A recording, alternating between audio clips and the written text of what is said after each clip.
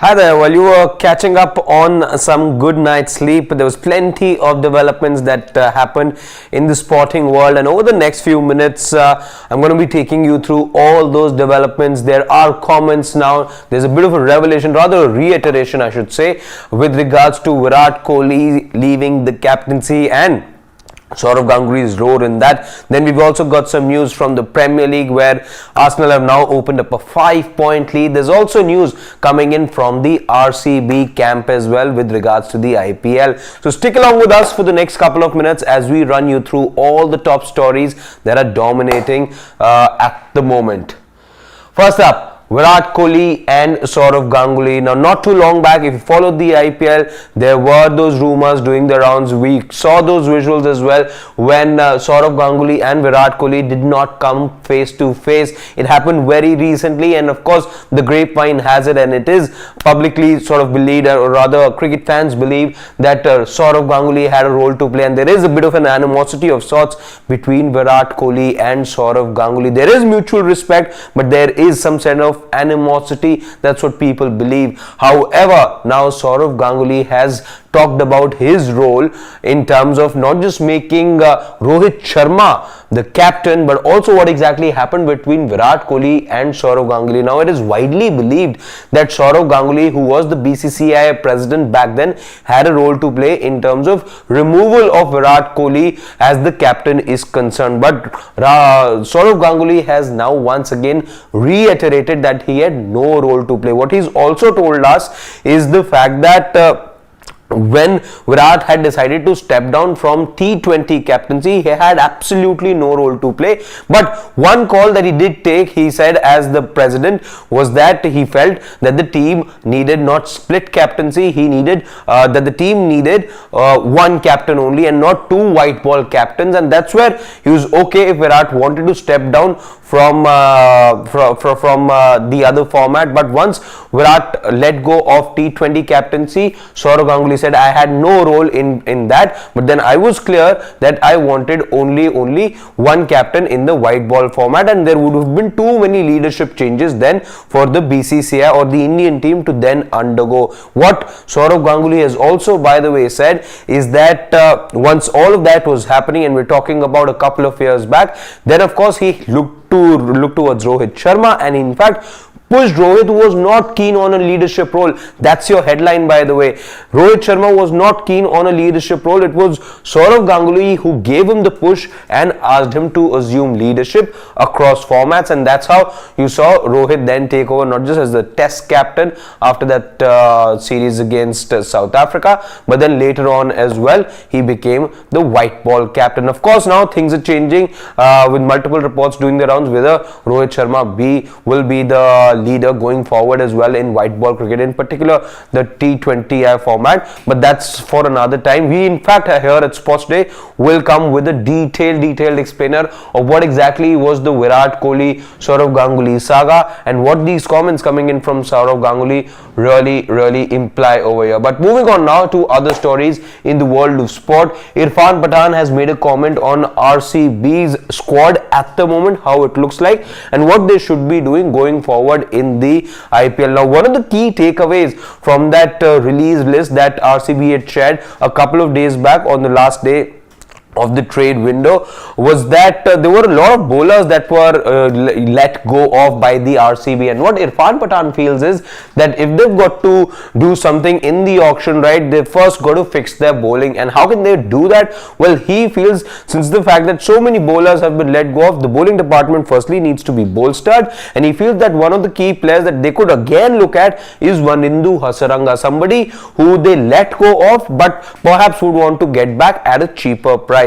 In case you missed out on the release list, some of the names that come to my mind, there's a Harshal Patel, David Willey, all of these guys are Wayne Parnell, Josh Hazelwood, Harshal Patel, Wanindu Hasaranga, all of these guys who you mostly see feature in the playing 11, at least 4 of those have been let go of by the RCB, and Irfan Pathan, the former India all-rounder, feels that RCB need to fix their bowling as far as the upcoming auction on the 19th of December is concerned. Let's move on to some of the other stories, and in case you missed out on this particular visual, which we also shared on our social media platforms here at Sports Today, well, Rishabh Pant has been seen doing recovery at the NCA, and it looks like he's making steady progress. In fact, those visuals, which are again, I will reiterate, are there on Sports Today, so check that particular video out.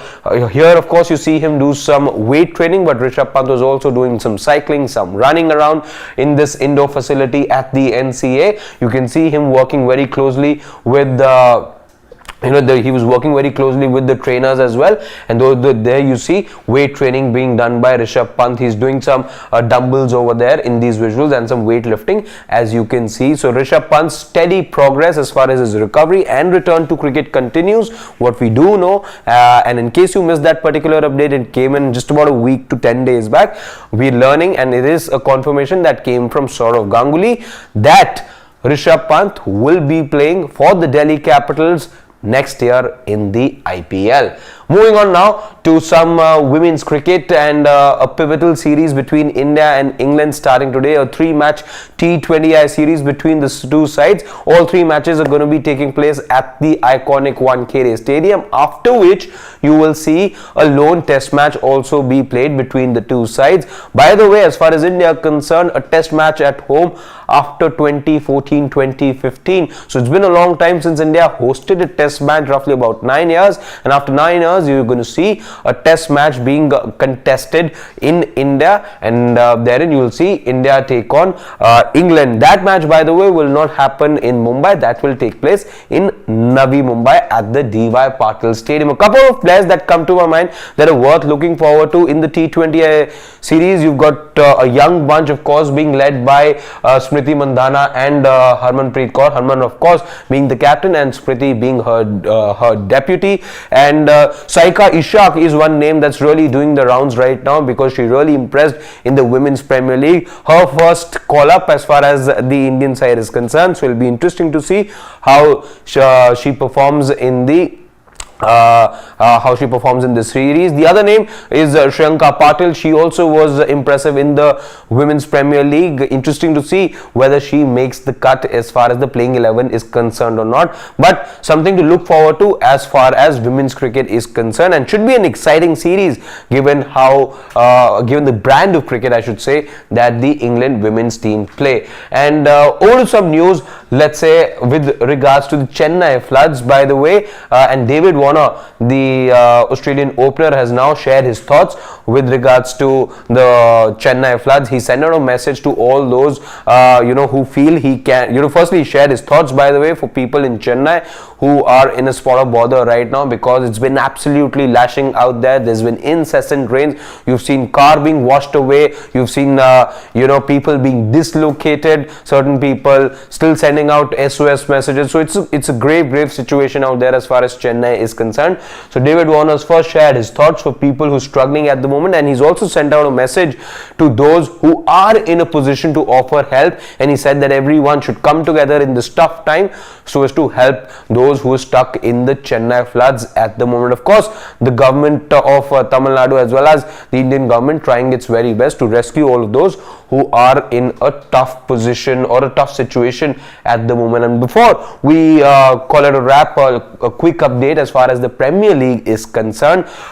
Manchester City now find themselves far away from Arsenal as things stand, because Arsenal have now opened up a lead up top. In fact, it is Liverpool who are now second in the Premier League table, because Arsenal have now opened up a 5-point lead, but they've played an extra game. That's a point to be noted. Declan Rice scoring that winner against Luton, as Arsenal were travelling away to Luton yesterday. A 7-goal fest that panned out yesterday night, with Declan Rice scoring the winner in the 7th minute of additional time. So that was the kind of drama that you saw yesterday. Arsenal, of course, were the team to open the scoring yesterday, but Luton did put in a very good fight, and they scored 3 against Arsenal. Kai Havertz scoring the equalizer in the 60th minute, followed by a Declan Rice winner, which came right towards the end and sealed 3 very crucial points for Arsenal, who are looking very good yet again